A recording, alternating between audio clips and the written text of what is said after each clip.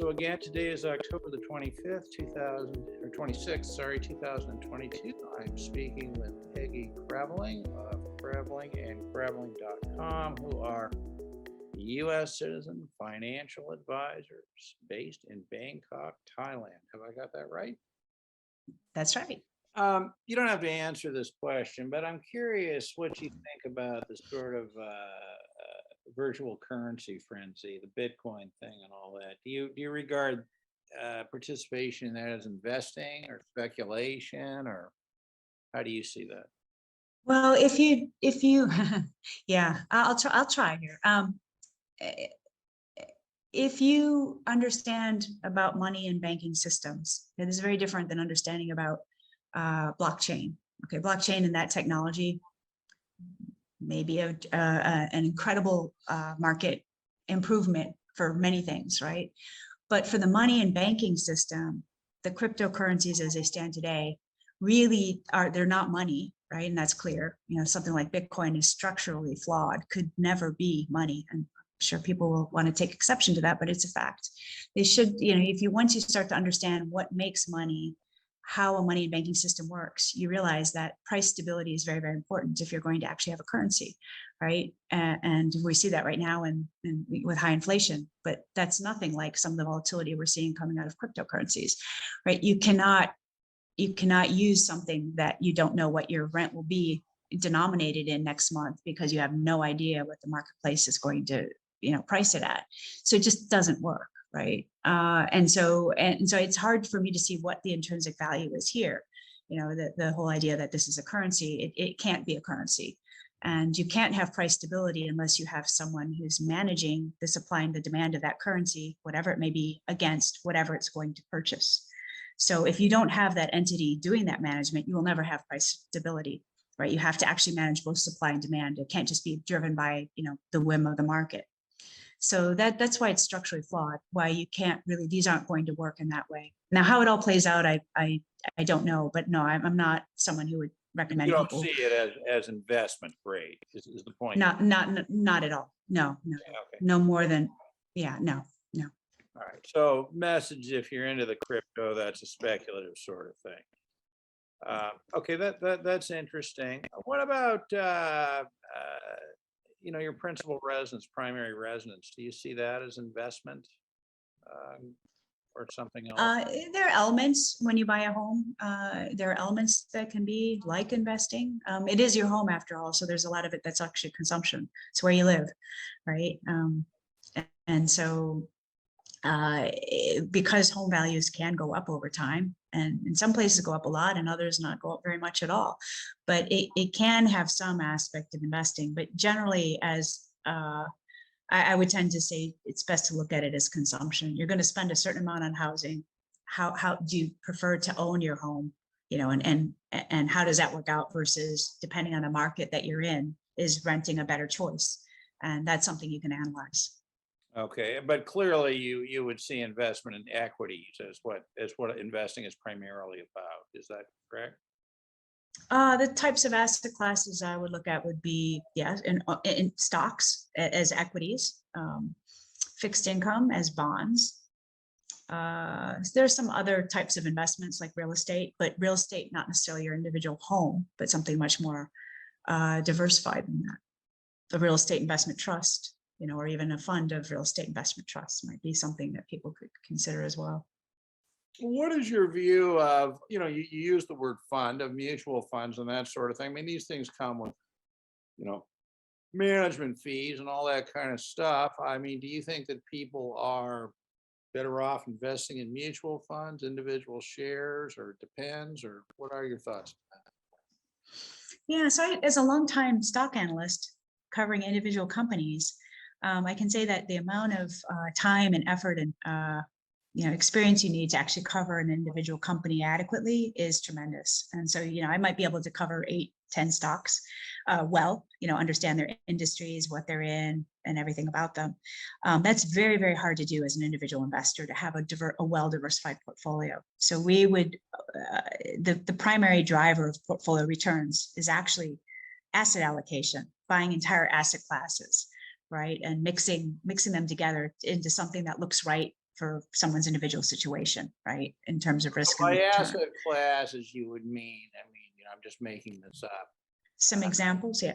A collection of automobile companies or a collection of, technology. That could be, that could be one way to look at it. I would even say you could go broader than that if you like. You could say companies that are listed in North America, companies that are listed in Europe, large companies that are in developed markets, small companies that are in developed markets, companies that are in emerging markets. Those are all different equity classes, companies that are classified as value That's really companies. fascinating. So you've got, you've got diversification by sector, you've got diversification by geography. Mhm. You've got, and that would include not only just, the plain fact of geography, but whether it's a developing market or not. Would you think that diversification is also a hedge against exchange rates issues as well, or? In terms of equity investments, certainly, the foreign exchange fluctuations are going to be baked into, the company's overall finances, right? And of course, multinational companies, if you're investing in, say, large cap stocks, let's say the S&P 500, just easy one. Everybody knows about large cap US stocks, the S&P 500. But, maybe more than half of those companies are actually, got a significant, or much more than actually, more than half their revenue, let's say, is coming from outside of the United States. So it's almost like a global portfolio right there. So you're getting a lot of diversification when you go into equity, and you're getting, yes, across exchange rates, right? There's no need to invest in a specific currency. In fact, we wouldn't suggest trying to invest in currencies, but companies, yes, that have cash. Well, I flow, think yes. that's a fascinating concept, the way you put that. Invest in 30 US multinationals is effectively a global fund. In many ways it is, yeah. There's definitely a global nature to it, yeah. And the same goes for Europe. If you're investing in, what's the largest company listed in Europe? I think it's Nestle, right? And Nestle is a global player without a doubt. So, and the same would go for, Samsung, say out of Asia. You can, or any one of the Toyota from Japan. I mean, there's many of these multinationals that have presence in many markets and sales across many different types of currencies. Oh, that's fascinating. Okay, now when we talk about funds, right, or mutual funds, and we talk about having U.S. citizen clients living outside the United States, does that create a challenge for U.S. citizens?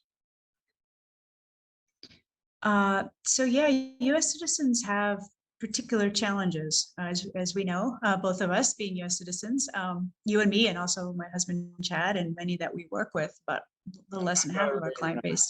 Or something like that. We're not alone. We're not alone. We're not alone, yeah. So we have specific challenges for sure. But other nationalities, I should just point out, sometimes we feel like we're particularly put upon as U.S. citizens, but actually our clients who are not U.S. citizens have their own challenges too. So they might be different, but they exist. Could you give some examples of what those might be, the non-U.S. citizen clients you have? Oh, for non-U.S. citizens. So, right. Well, an awful lot of the investment world is driven by the U.S. Consumer finance, right? And so they would have to be very careful not to purchase investment assets over a certain amount. I think it's like $60,000 US, or should they pass away, the estate tax on them is going to be enormous. And so, they would have to be very careful not to do that. Then when they start looking at what they can invest in outside of the US and how to structure a portfolio, they have to look at, okay, if I'm not going to have US jurisdiction stuff, how do I, have a low cost portfolio, and in a lot of the world, the insurance industry has dominated. And so, and with that comes a lot of problems when you mix insurance and investing together. And so they often fall in the trap of buying insurance policies that are sold as investment plans. And those can be really nightmares to unwind and just really toxic to the buyer of them. And you have tax issues too for some people. You're crossing between different jurisdictions.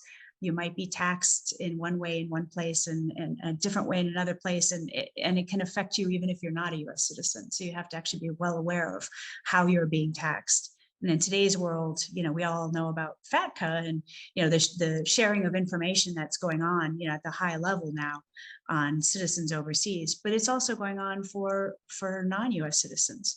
So there are similar protocol in Europe. And so people who perhaps, hadn't thought much about whether they owe tax somewhere or not, find out that, maybe they need to go back and talk to their governments. And some of the European governments are getting kind of aggressive about pursuing tax, I think.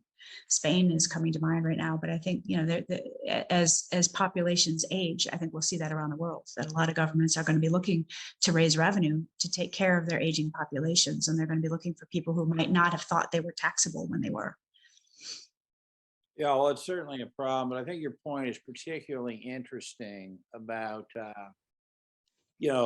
all the non-US citizens in the world who are faced with the problems of, the same problems of financial planning and that, and what happens if they have more than, $60,000 of investments, stock investments, whatever, that are US companies, and they die. I mean, they're gonna lose 40% of that, I think, aren't they? It could happen, yeah. And some of them work for US multinationals and have, stock grant plans from their employer, and that employer is giving them direct ownership in the company stock. So think of major multinationals overseas, whether it's a bank or Facebook or whatever. Somebody can accumulate quite a lot in one company, and it's a US company, and they have a big risk in terms of what their tax burden could be. So, planning for that and figuring out, firstly, understanding that it exists, and then how best to structure their finances in order to, make sure that that isn't a risk that they might actually have to bear. Do you find that this estate tax problem for non-citizens or non-domiciliaries in the US, do you find that this is common knowledge, or are people surprised to hear this? It's a good question. The tax professionals we talk to, of course, know very well. Individuals, I still do come across people who weren't aware of it. Our clients certainly are, and we help them structure things so that that isn't an issue. But yeah, I think, it may not be something people are aware of. We've watched foreign nationals come in and buy directly, US property. And we've wondered, do they understand that while they're buying up all that US property, that they are exposing themselves to a tremendous amount of potential tax risk in the future?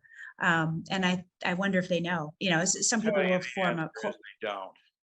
They don't. Yeah, I mean, unless they they don't. specifically seek out that kind of advice. That's right. And it's not just unsophisticated people either. Okay, it's, I've talked to You've plenty seen of it. lawyers, Yeah. corporate lawyers, didn't know this, etc.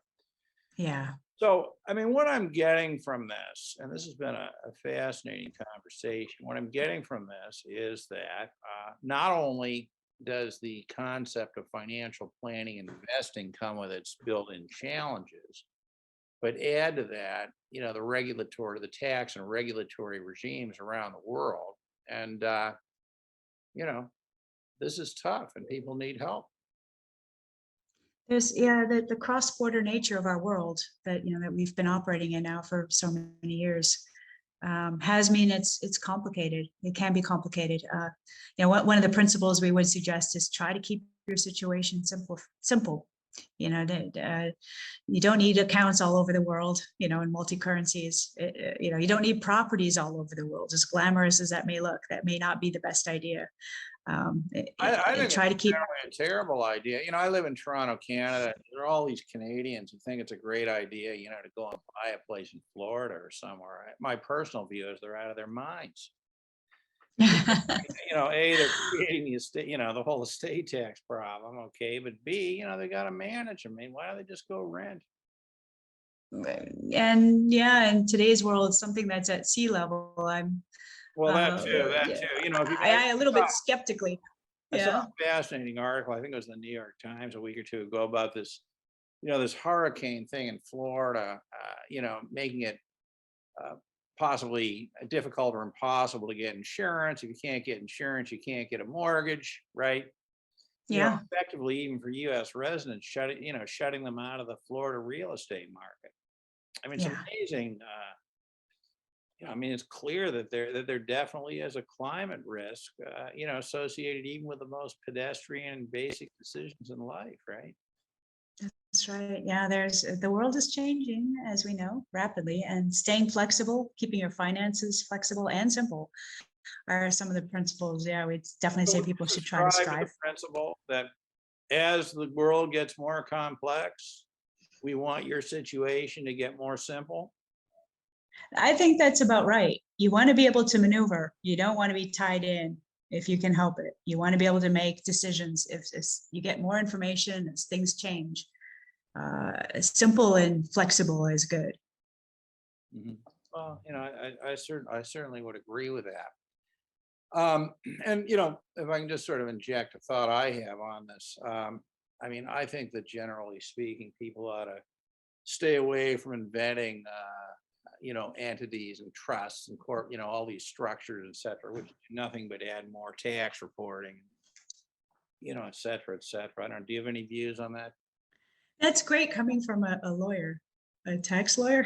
I agree with you I'm not really completely. a tax lawyer. I'm just a lawyer. Unfortunately, is exposed to a lot of tax issues. A lot of text. Yeah, we would absolutely agree that they sound, again, these get marketed to people. A lot of the things that people do, it wasn't their idea, that was sold to them. And we do ask when someone starts asking about trust and stuff, we say, well, what's the point of the trust? Let's start with that and then understand what it's going to be like to manage that trust over time. Horrible, Uh, horrible, e- horrible. Horrible, yeah, expensive, complicated. Should you pass away and leave it to your children, oh my goodness, what we've seen, what the kids have to deal with to unwind it. It's not always the best idea. Is there some other way that you can achieve what you're trying to achieve, whatever that may be? And sometimes people really think that they're doing something, that's going to save them tax, when in fact, it's a control issue, not a tax issue that they're really getting at.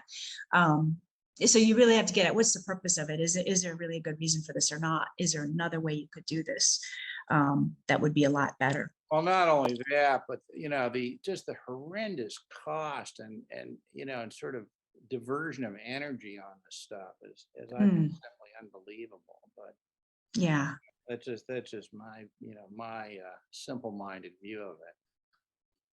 I hear you. No, me too. I would have to say I'm not a lawyer, obviously, but You're lucky. yeah. It means you can think clearly. You see, if you're a lawyer, your thinking gets impeded by all these statutes and regulations and laws. You lose your ability to see things for what they truly are.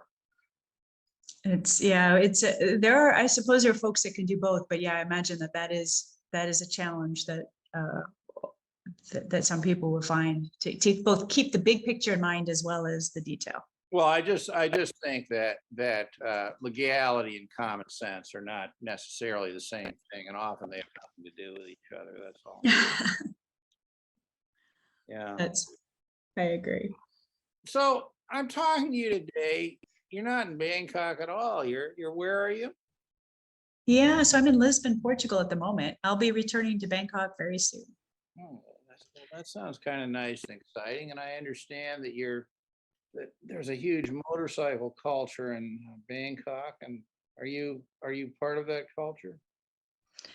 Uh, Not so much. There probably is. We've been using motorcycling as a means to travel in sort of kind of far away places. So we're not really so much riding, on the big roads or anything. It's more off-road stuff or trail riding to some degree. I mean, I've learned how to ride a motorcycle with a lot of patience from my husband, and we've been doing trips up until the pandemic. We were doing, one or maybe two trips a year to different places, and we hope to resume doing that. In fact, it would be nice to ride in Portugal at some point. This would be more developed world riding, I think, but it looks like we see all kinds of bikes all over Lisbon. And so we're both just stopping and looking at them going, oh, it's the latest model, whatever. It's kind of cool. Yeah. So it sounds like I would imagine that one of the great things about running Creveling is that you actually don't always have to be you're not tied to one location to do that, I guess, are you? Not necessarily. It is, I like being in Bangkok, and I'm eager to get back now. We've been applying for a new visa. A lot of these countries are rolling out these new long-term visas, and we've been applying for the Thai version of that long-term residency visa from Thailand, and we just got granted it, so we'll be heading back. But So what was yeah, in there? You didn't have one before? no, they didn't Right. exist. It only was created in September, so it's only 2 months old. We had what's called a non-immigrant B visa, which is a business visa, and a work permit. And those were every year you had to go through this a ton of paperwork to renew it. It was quite a challenge every year. And so when they came out with this new one, which is a 10-year visa and work permit together, we were like, yeah, that's a good idea. So we decided to apply at the beginning of September, and ours is now done. So we'll be heading back. But yeah, a lot of countries have come out with these new visas that I think might increase expats living overseas. Certainly to places like Thailand, where it's been very challenging, to that non-immigrant B work permit was a challenge, for all these years to try to keep that going. Mhm.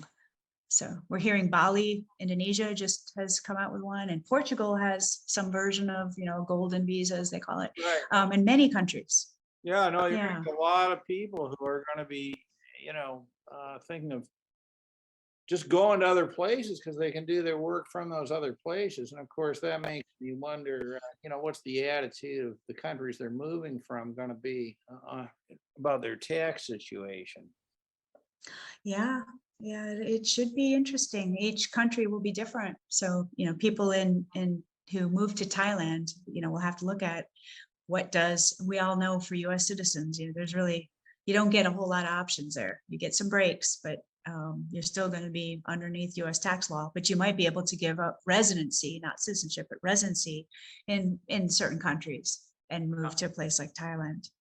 For U.S. citizens, trying to live outside the United States, I mean, if you were to come up with, one, two, or three principles for what they need to keep in mind about investing to keep their lives, the holy grail is simpleness, right? I mean, what would you suggest? Yeah.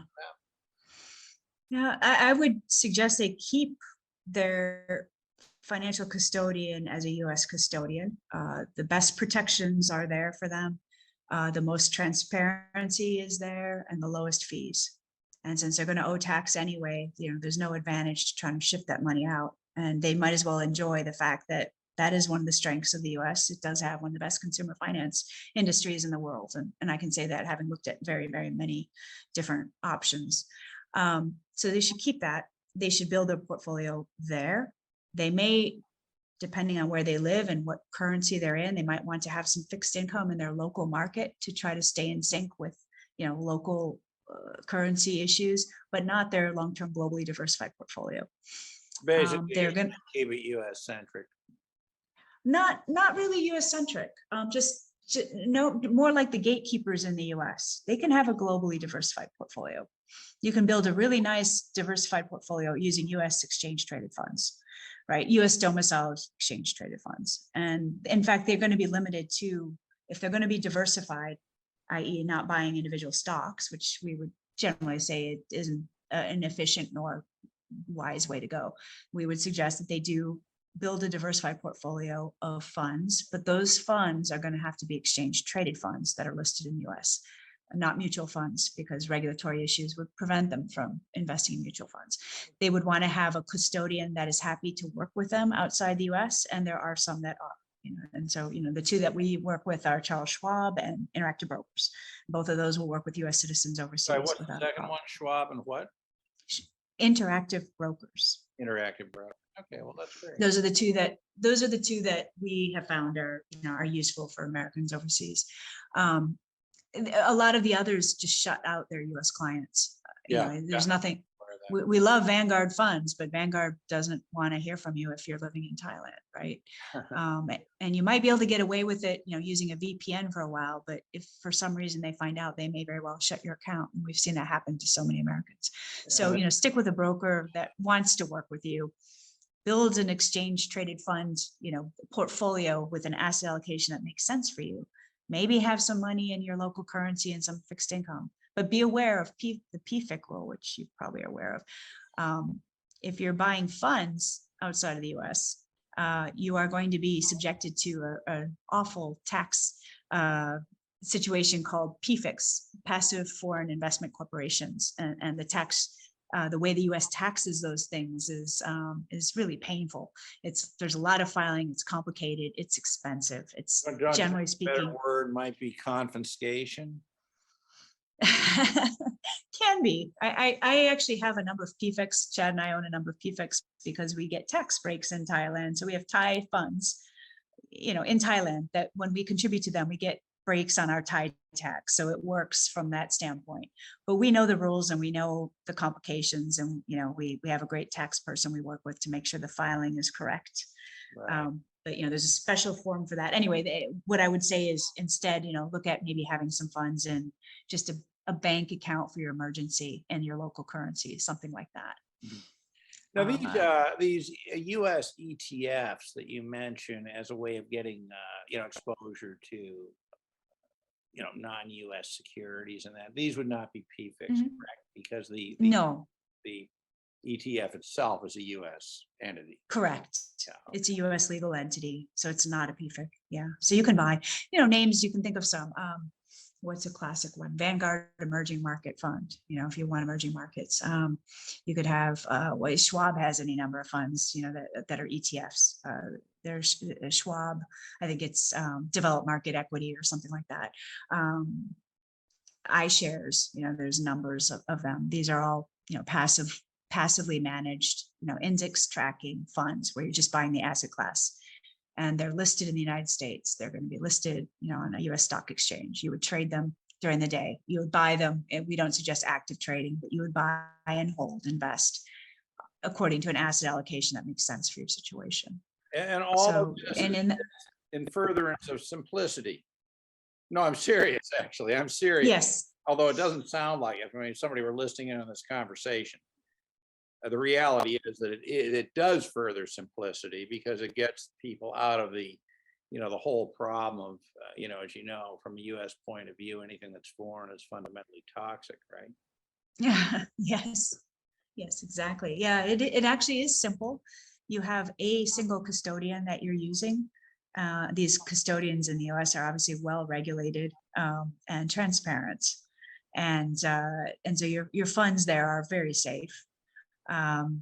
And you are, when I say that, I mean, there isn't going to be somebody running off with them, and there is, insurance. The SIPC is going to oversee any bankruptcy that might occur, but the types of custodians I just mentioned have almost very, very little risk of the types of activities that would bankrupt a firm they aren't engaged in.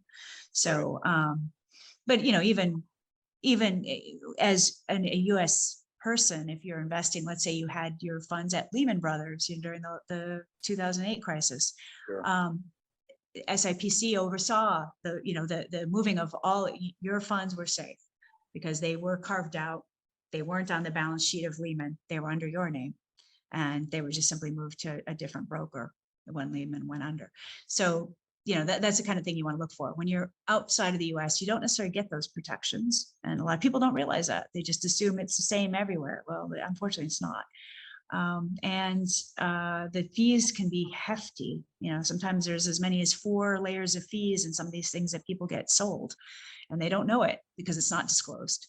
And they wonder why they don't make any money. And that's why. So part of what you do is explain this stuff to people. Look, hey, this thing you're considering has got 4 levels of fees.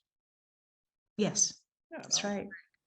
Well, this has been a great conversation. I really appreciate your taking the time to discuss this with me, and I also appreciate all the the clear openness and some great advice. I mean, I think that this discussion is probably worth its weight in gold. To a lot of people how to navigate these problems. Just before we get to the end here. 3 pieces of advice for American citizens abroad, or 1 or 2, up to 3 pieces of advice for U.S. citizens living abroad trying to navigate their lives.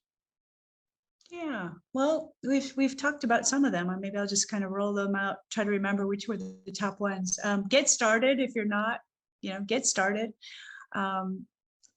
Keep it simple. try to maintain flexibility. Get a clear idea of what you're spending. Get your spending under control.